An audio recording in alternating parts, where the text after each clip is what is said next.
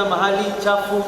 Clean kabisa la... Akizungumza katika eneo la Mlolongo, kaunti ya Machakos, Gavana Alfred Mutua alisema kuwa ni wakati wa kuleta mabadiliko humu nchini kupitia uongozi mpya, kauli mbiu yake ikiwa ni mambo fresh na Mutua. I therefore declare that in the general elections of 2022, I, your son, your brother, one of you, Alfred Nganga Mutua, will vie to be the next president of the Republic of Kenya, so as to return Kenya to the railway tracks of where we were meant to be after independence.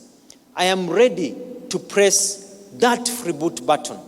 I am ready to give Kenya a new, fair, organized, caring, rich country of happy people. Mutua anasema kuwa katika uongozi wake atahakikisha kuwa swala la ajira kwa vijana na ambalo ni changamoto litatatuliwa kwa kuhakikisha nafasi takriban milioni 5 zimetengwa kwa vijana. I will create 5 million jobs in the first 3 years. I know how to.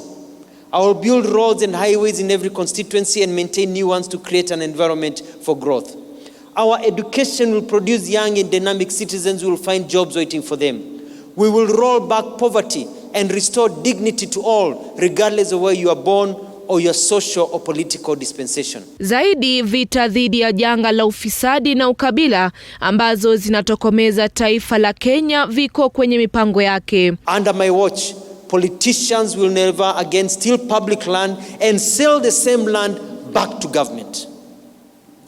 Fellow Kenyans, we cannot continue to have a cycle of election violence every 4 years. We cannot continue with politics of mobilizing against each other and against other tribes. This must come to an end.